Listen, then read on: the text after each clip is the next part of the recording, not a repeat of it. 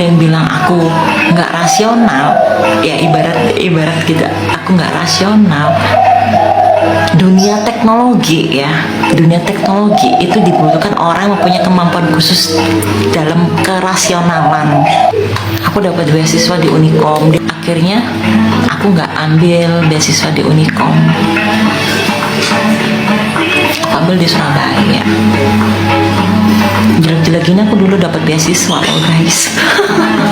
Meskipun tentang klinik-klinik kayak gini, tentang mistis-mistis, kalau kalian bilang, aku dulu dapat beasiswa tahu. Dapat beasiswa Jogja TV. Weh, sombong dikit gak apa ya gitu. Dan semua itu bukan apa, tentang teknologi loh, bayangin. Tentang teknologi sampai nyasar ke mistis, ini gimana ceritanya? Unikom itu kan universitas tentang komputer ya kan. Unikom itu kan tentang teknologi. Aku dapat beasiswa di sana. Terus di Jogja juga itu semua tentang teknologi. Terus aku tiba-tiba nyasar aja ke keris. Jadi kalau ada yang bilang zaman modern kok masih mikirin keris, aku nggak ngerti korelasinya apa gitu kan. Terus kalau bilang kliniknya kemana gitu.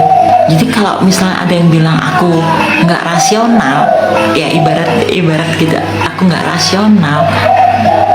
Dunia teknologi ya, dunia teknologi itu dibutuhkan orang yang mempunyai kemampuan khusus dalam kerasionalan. Gitu.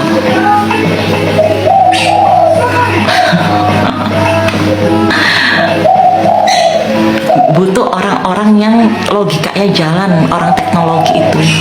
Jadi aku masuk sini itu aku dengan kesadaran penuh suka keris dan tentang ini semua yang dikata orang mistis, itu aku dengan kesadaran penuh, dengan rasional, dengan logika aku. Bayangin, padahal aku dari dunia teknologi. Dunia teknologi itu nggak ada orang cuman model percaya aja, nggak ada guys. Logika kalian kalau nggak kepake, nggak akan kepake juga di dunia itu. Agak sombong dikit nggak apa ya kak. Saya aku kesel kak kadang tuh ada yang bilang gini, jangan sekarang masih percaya klinik gini. Ya gitu doang. Gitu doang udah cukup, karena kita nggak perlu menjelaskan panjang lebar sama orang-orang yang skeptis, percuma. Logikanya mereka nggak akan kebuka dan nggak akan nyambung juga kita jelasin. Nah kan makanya aku nanyain, soalnya ya pasti ada jawabannya gitu. Iya kak.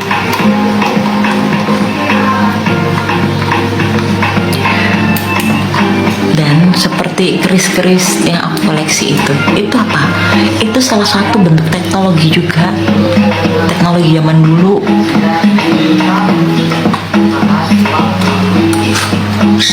Teknologi metalurgi, kemampuan orang kita dulu, zaman dulu. Orang mana yang bisa bikin keris kayak gitu ya? Ada fungsi secara metafisika, ada secara seni tempat, ada secara bahan juga ada. Orang dulu kalau nggak pintar nggak akan bisa bikin keris. Kok bisa ada namanya besi towo, kok bisa ada namanya ini meteor dibikin keris? Mereka dapat pengetahuan dari mana? Sedangkan setiap material itu mempunyai komposisi mempunyai energi sendiri-sendiri, molekul sendiri-sendiri yang kalau dikombinasikan itu bisa menjadi manfaat tersendiri, manfaat tersendiri. Nah, cara mengkombinasikan komposisi besi dan lain-lain itu gimana? Kalau itu nggak punya kecerdasan, nggak akan bisa. Tuh.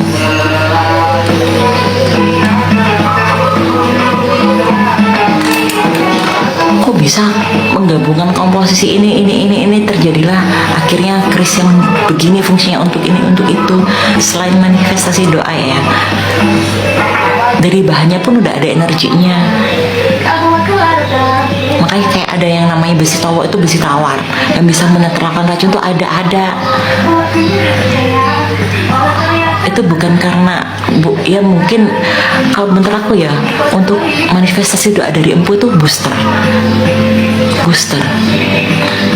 gitu. Karena dalam energi yang terkandung dalam bahannya pun tuh sudah ada gitu loh. Brojo Guno, nah itu juga jenis-jenis seperti itu. Kok bisa ya? Nenek-nenek dulu, kakek-kakek kita dulu tahu itu. Komposisi besi material yang bisa menjadikan apa ya, molekul-molekul itu untuk apa kebutuhan mereka, keperluan mereka. Itu keren emang. Karena aku gini logikanya, kok kakak bisa tahu, nah jadi kan aku atau mencari tahu kan apa sebabnya. Iya, itu tadi kak, keren ya. Jadi orang dulu tuh nggak asal bikin.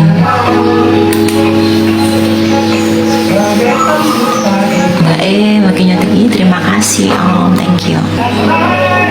Keren pengetahuannya, bahkan sampai orang sekarang pun itu nggak bisa nyamain pengetahuan orang dulu.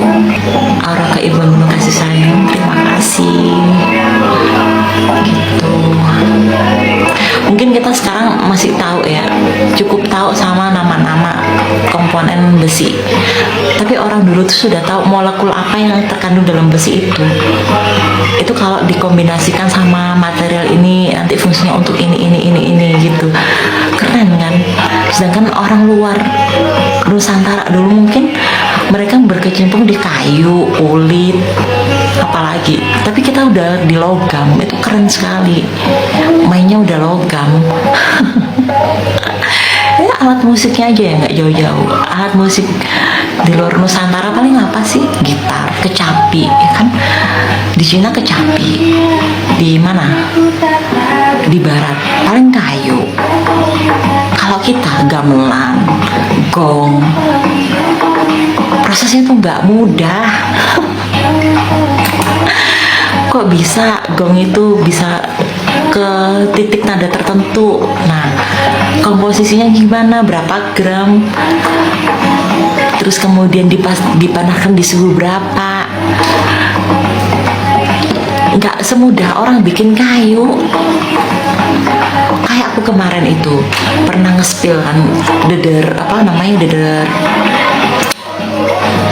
perunggu sama deder kayu. Ada yang bilang gini, perunggu tuh gampang, tinggal dicetak aja gitu. Hey hello, kayu kalian bisa revisi, tinggal ditotok-totok bisa. Tapi kalau perunggu, sekali kalian salah, bikin ulang cetakannya dan kalian bisa tahu hasilnya setelah itu dicetak. Kalau kayu, kalian belum jadi aja itu udah tahu strukturnya apa, tinggal diberesin, tinggal ditata, udah selesai. Kalau perunggu nggak bisa, mulai dari awal bikin yang namanya cetakan itu tadi. Dan itu pun kalau memang gagal, bikin ulang lagi cetakannya lagi, revisi cetakan, bukan revisi bentuknya, enggak, cetakannya. Ribetnya gimana? Gila emang leluhur dulu itu, keren banget. Kalau nggak orang cerdas nggak akan bisa. Bukan mengagung-agungkan ya, enggak, cuman itu kenyataannya. Zaman sekarang udah nggak ada yang bisa bikin kayak orang dulu, nggak ada. Karena gampang itu bikin perunggu, tinggal dicor, tinggal dicetak. Hello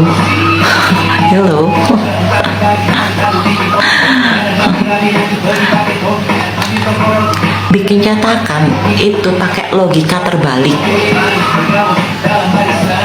Cetakan itu bikin pakai logika terbalik, beda sama ukir-ukiran. Jadi jangan bilang sesuatu itu lebih mudah kalau kalian nggak pernah masuk ke dalam dunianya. bikin catatan tuh ibarat pakai logika terbalik. Cara berpikir terbalik ya itu tadi, orang nyetak perunggu itu. Cara berpikir terbalik itu sama kayak merendahkan profesi lain gitu kan. Sama susahnya